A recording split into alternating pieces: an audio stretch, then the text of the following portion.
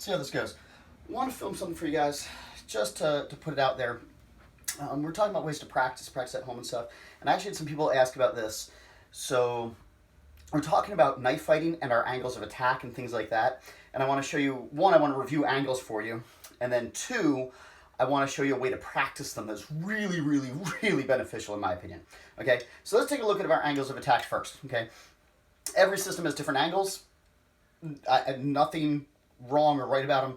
Really, you just need a way to denote what you're doing, what angle you're coming from, what attack is what attack. So in our system, we have 9 angles of attack. Okay, I've seen systems that have as low as, I think I've seen systems as low as 6, and then the highest number I've ever gone to and experienced and taken classes with is 16, but I've heard there are systems that have higher than that and everything else, or I've seen people talk about it, all right? We have 9, all right? So our 9 angles of attack, I'll go over them with you guys, all right? And I'll do them from a couple different angles. So one facing you, our angles work basically off the idea of an X and a T, all right? So 8 of our angles are either going to be making an X or a T, and then our 9th angle is a straight lunge in, all right? So angle 1 for us is just straight, take the knife or weapon. This applies to all weapons in our system. In our system, all weapons, same angles, okay? So take the weapon, and what's probably the most natural strike for you in your dominant hand is this downward swing, okay? If I gave my son at 2 or 3 years old a stick and told him to hit something, he swung like this, all right? So that for us is our angle 1. It's our most natural. Now, I've looked at systems and I've taken classes and people have all sorts of things as their angle 1. Some thought it was really interesting. One system had their angle 1 here, okay? Because their thought was, from a deployment, that was your first fastest angle from deployment. There's some really nice logic to that, all right? We do this because it's the most natural, it's the easiest to train people as a beginner, and it's most likely that you're going to face it either from a trained or untrained attacker. Most are going to come with this attack, so that for us is number 1, right? Doesn't make it right or wrong, okay? The other thing is, if you're talking about deployment, well, where are you carrying your weapon, okay? Where are you carrying, what kind of weapon you're carrying. If you're carrying a sheath knife right here, then yes, drawing it out, this is probably the best, most natural instinct angle 1. If you're carrying maybe a folder, like this one, right, which is a large folder, and I deploy with centrifugal motion, well, that puts me back here as my angle 1. Maybe you carry a small folder and you thumb flick it, and you're here, well, now your most likely angle 1 is up here, something like this. So that's why we don't do it off the deployment. I respect the people who do it off the deployment. I think it's a great option. It's just not what we do, okay? So this is the number 1 for us. The number 2 was, again, based off the most simple thing that we tended to see people doing. 1 followed by 2, okay? 1, 2, and now we're making that X. When I deal with law enforcement and military, a lot of times we just call it the power X because we're focused on such a quick motion to get away, to get back to another weapon, or let one of your teammates deal with it, all right? So 1 followed by 2. Now for us, we come up that X 3 and 4. So 1, 2, 3, 4. 5 and 6 for us are across. So 5 comes across from the dominant side to the weak side.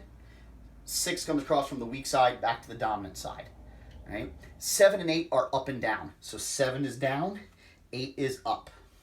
And then 9 is straight in.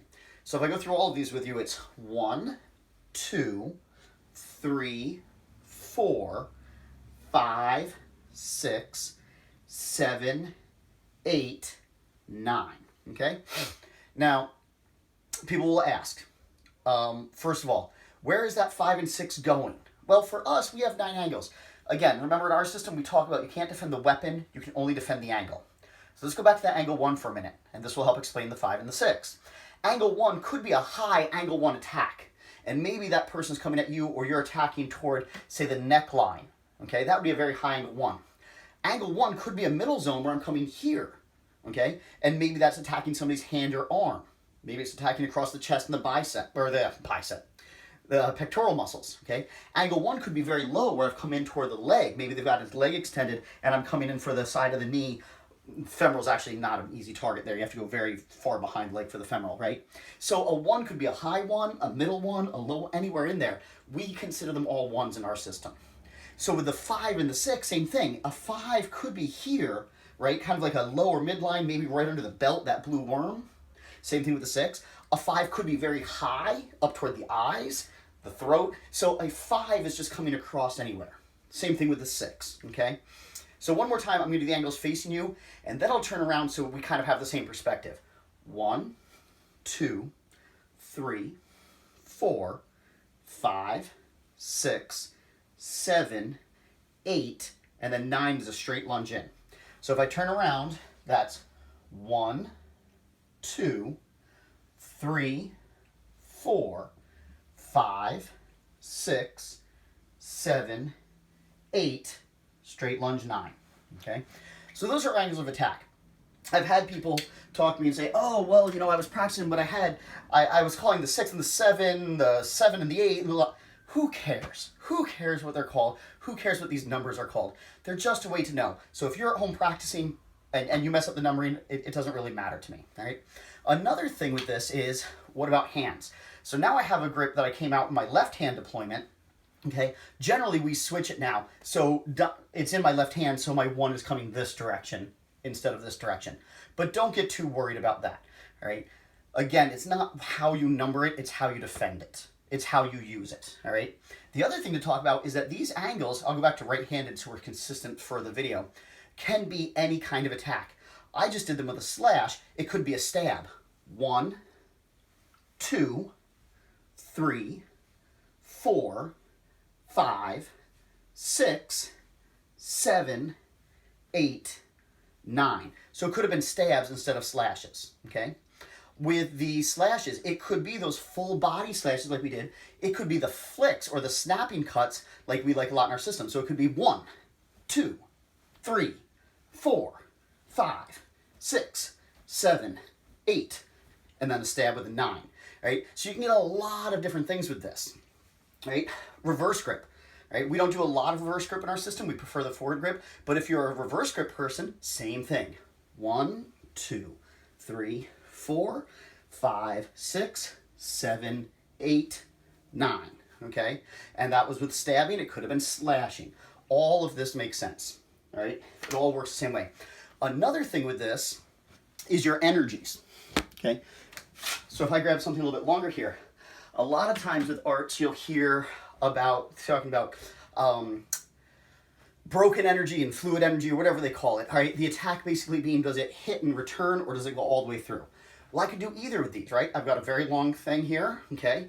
This is authentic from the Philippines, all right? I could do broken energy. 1, 2, 3, 4, 5, 6, 7, 8, 9. I could do fluid energies. 1, 2, 3, 4, 5, 6, 7, 8, 9. Okay? So you can do different things, all right? And again, if you have a system or you come up with something and you think, hey, why doesn't this have its own number? It's not that it shouldn't or it's not that it's wrong. It's just the way that we happen to do it. All right, so there you go. Those are a real nice summary of our angles, okay?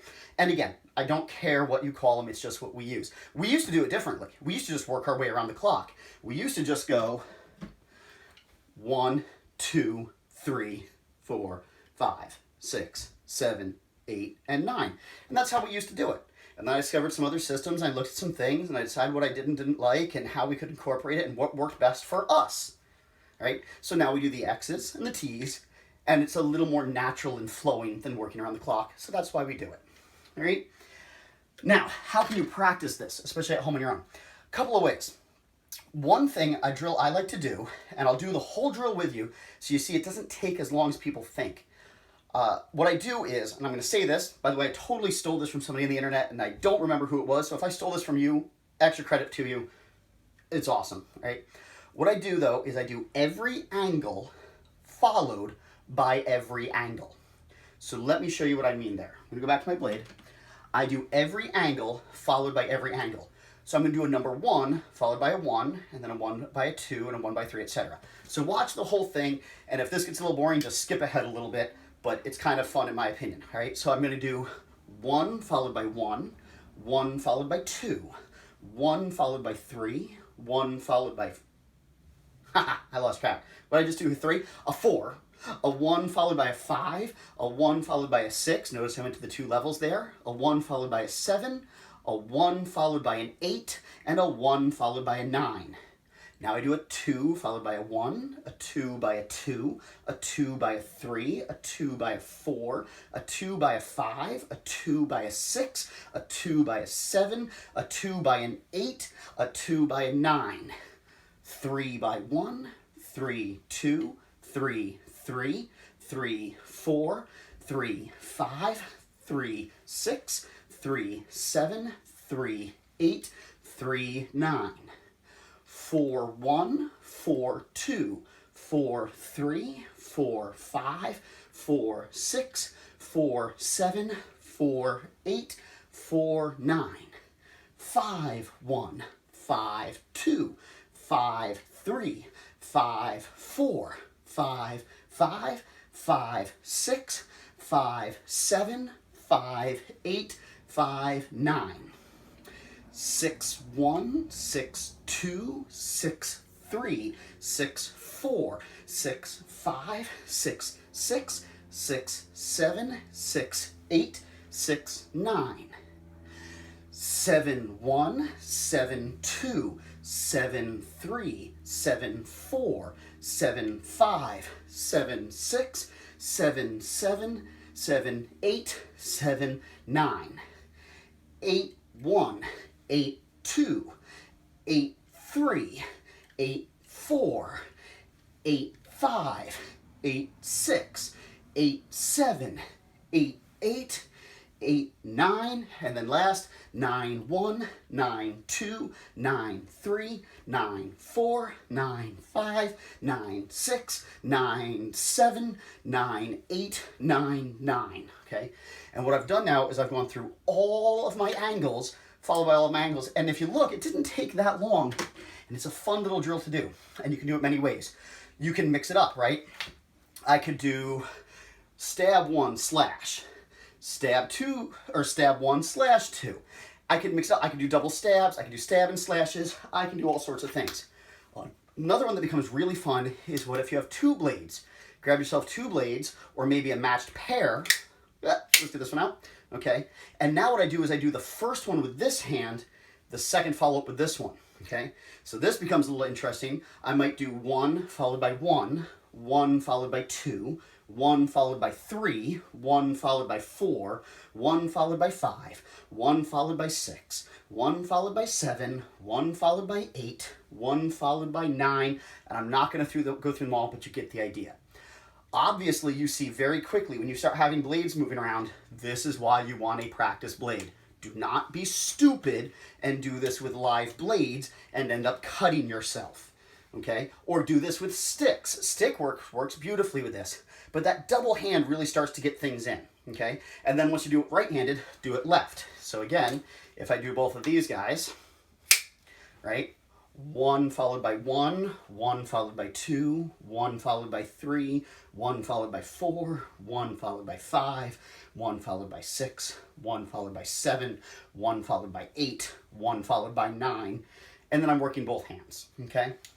Now, last but not least, I want to show you this just because it's a lot of fun, and where I found this drill really started to shine was with trying to look at tomahawk and knife techniques, right? So me and one of the instructors at our school have really been looking into this a lot more.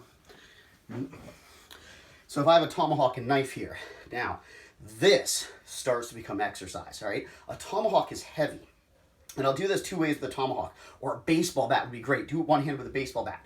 Sometimes I'll use my body mechanics, sometimes I'll just use my arm, and sometimes I'll just use my forearm, okay? And that becomes a heck of an exercise with this tomahawk. This is my lightest weight tomahawk, and even this becomes tiring. But I'll just go through it again with you so you can see kind of how nice it works with these. And what you'll learn is, using 2 weapons like this, you'll start to get a feel of where this second knife should be, which will help you when you go to live hand and your empty hand where it should be, all right? So if I start here and I go, actually, you know what? I'll start with a 2 because I keep starting with 1. 2 followed by 1. 2 followed by 2. I've learned if I leave my knife here, 2 followed by 3 becomes really nice. And you're also starting to see where those crossing actions, if you've looked at some of the Filipino arts and stuff like that, where those crossing actions come in, right? Because 2 followed by 3 is essentially your crossing action. 2 followed by 4. 2, look, this blade stayed here. 2 followed by 5. 2 followed by 6. 2, ooh, look at that motion we have to do. This is why you're very careful when you're using training blades, not live blades. 2 followed by 7. 2 followed by 8. Ooh, a stab there would be a beautiful shot. And a 2 followed by a 9, okay? So you get a lot of options with this. Another one that can be fun is if you have, say, a large Bowie knife or a tomahawk, something where the back of the weapon is a weapon as well, right? You could always do the first shot, and the second shot is a back cut, right? A 1 followed by a back cut 1. A 1 followed by a back cut 2. A 1 followed by a back cut 3. The 1 followed by the back cut 4. If I keep going with the knife now instead, right? A 1 followed by a back cut 5. A 1 by a back cut 6. A 1 by that back cut 7. 1 by the back cut 8. And then the 9 is still a stab, right? So I wanted to share this with you guys because it's a really, really simple exercise. But if you start doing this, especially with something heavy, like a baseball bat, like a training stick, first of all, you'll discover you're getting a lot of nice arm development, chest development, everything else. Secondly, you're getting a lot of coordination development. And third, you're starting to get a lot of experience with those body mechanics and how it's moving. So it's another great drill for people to do, whether you do it with one weapon, 2, one hand, 2, heavy, light, whatever else, stick, knife. You could do it with a sword. Now, I'm not a big sword person. Don't get me wrong, I love swords, everyone does. But you could do all your attacks with a sword. And at some point, I'll have to show you a boxing equivalent and kickboxing equivalent.